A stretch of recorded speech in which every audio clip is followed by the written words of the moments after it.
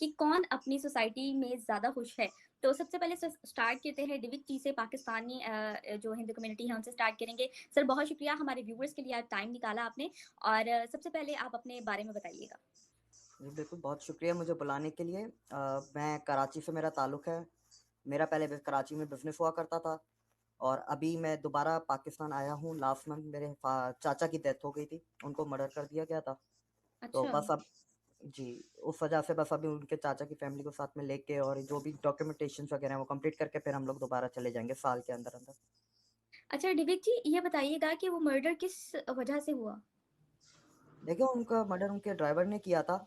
जो तू-तू मैं-मैं उनकी आपस में एक हुई थी, लेकिन वो तू-तू मैं-मैं फिर ये है कि आगे जाके वो फिर रिलीजन पे बात ले गया ड्राइवर, कि भाई एक कैसे सुना रहा है एक हिंदू मेरे को? जबकि वो 7 साल से था, ये भी नहीं था कोई नया-नया ड्राइवर हो।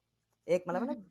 बॉन्ड होता है ना एम्प्लॉयी और एम्प्लॉयर का, कि 7 साल से काम कर रहे हैं, आपको तनख्वाह भी टाइम पे मिल रही है, हर चीज़ मिल रही है और आप इस और फिर उस दिन होली भी थी, तो होली वाले दिन ही मर्डर हुआ। कहाँ पे हुआ ये तो घटना? हैदराबाद। अच्छा, हैदराबाद। जी। तो आपको लगता है डिविक जी के पाकिस्तानी सोसाइटी में आपको इंसाफ मिल सकेगा? नहीं, इधर इंसाफ नहीं मिल सकेगा, मिलना होता तो हम कभी छोड़ के ही नहीं जाते और हमारे जैसे बाकी भी कभी छोड़ते नहीं है मुल्क। देखिए, ज़ुल्म तो हर जगह ही होता है दुनिया में, ऐसी कोई गारंटी हमें कोई दूसरा मुल्क लिख के नहीं देता कि नहीं होगा। बुरे और नासार हर जगह है। गारंटी होती है कि भाई कहीं कभी ना कभी जस्टिस मिल जाएगा, जल्दी मिलेगा, देर से मिलेगा, मिल जाएगा। इधर कोई गारंटी नहीं है।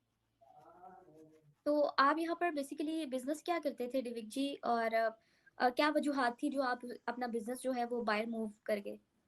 मैं इधर ऑटोमोबाइल सेक्टर में काम करता था और जो ज़ाहिर-सी बात है जब आहिस्ता-आहिस्ता बाय द टाइम जैसे हम सक्सेसफुल होने लगे तो जिस मार्केट में बैठते हैं तो उसी मार्केट में आगे-पीछे दूसरे भी हैं सेम बिज़नेस करने वाले।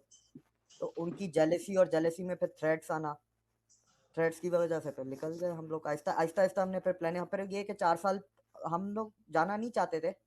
4 साल पहले हमारा ऐसा मूड बना क्यों 4 साल पहले ऐसा हो गया था कि अब है ना रेडिकलाइज़ेशन शहरों में पहुँच गई है, आम घरों में, स्कूलों में, यूनिवर्सिटी में, वर्क प्लेसेस में, बिज़नेस में पहुँच गई है। अब वो गाँव, देहात, इक्का-दुक्का वाला हिसाब-किताब रहा नहीं है। हुँ। तो इस वजह से आपने मूव ऑन किया कि आपकी जो इर्द-गिर्द की सोसाइटी थी वो आपको बीइंग हिंदू कम्युनिटी होने की वजह से तंग करते थे, दैट्स व्हाई आप वहाँ बाहर मूव कर गए। जी, बिल्कुल। तो आपका फर्दर क्या प्लान है कि आगे पूरी फैमिली को आप बाहर मूव करेंगे कि पाकिस्तान में आगे कंटिन्यू करेंगे? नहीं, नहीं हम लोग तो बाहर अभी शिफ्ट हो जाएँगे, अगर ये नहीं होता चाचा के साथ तो शायद हम आते भी नहीं वापस। बस अभी चाचा की भी फैमिली को साथ में ले जाएँगे, उसके बाद अल्टीमेटली फिर इंडिया जाएँगे। तो फिर इंडिया इंडिया वापस आ जाए में हैदराबाद। जी? इंडिया में जी?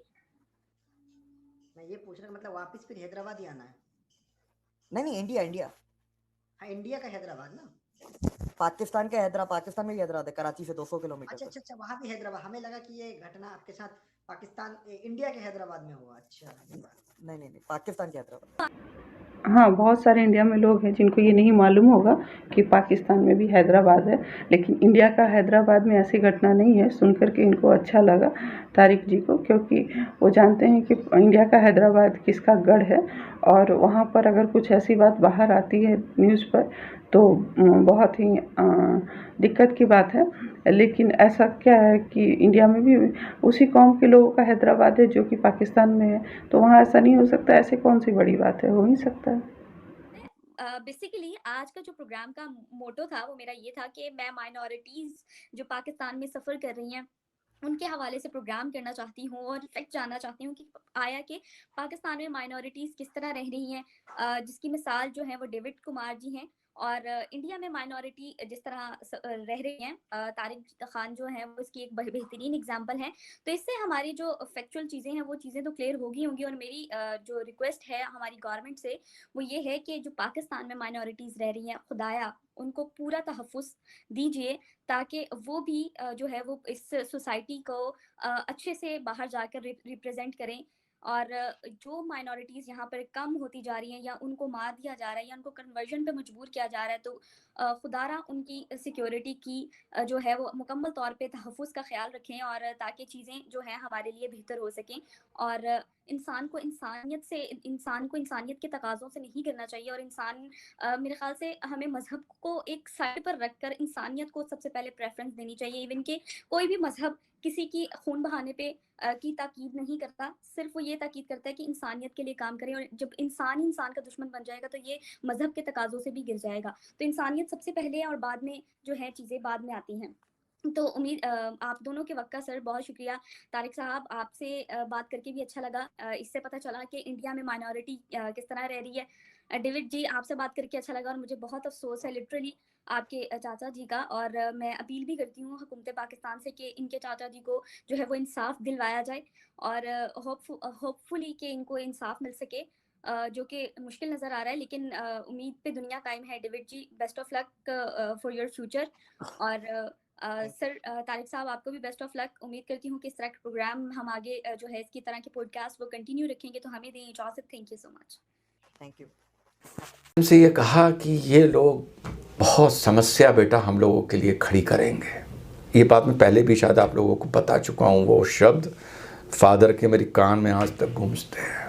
खुला खेल हुआ करता था तो साहब उसकी दुकान के बाहर 30-40 लोग खड़े हुए और हमारे मियाँ भाई टोपियाँ लगाए हुए खुला सड़कों पर पाकिस्तान को जिताते थे। खुला, मतलब कोई परहेज, कोई शर्म, कोई लिहाज, कोई डर, कुछ नहीं था। इस मुल्क की फितरत बबूल की तरह रहेगी, ये कभी नहीं बदलेंगे। और हिंदुस्तान की बर्बादी इनके लिए समझो ऐसी है जैसे जन्नत मिल गई, हूरें मिल गई। इस मुल्क को इन लोगों पर कभी भी भरोसा नहीं करना चाहिए, कभी भी।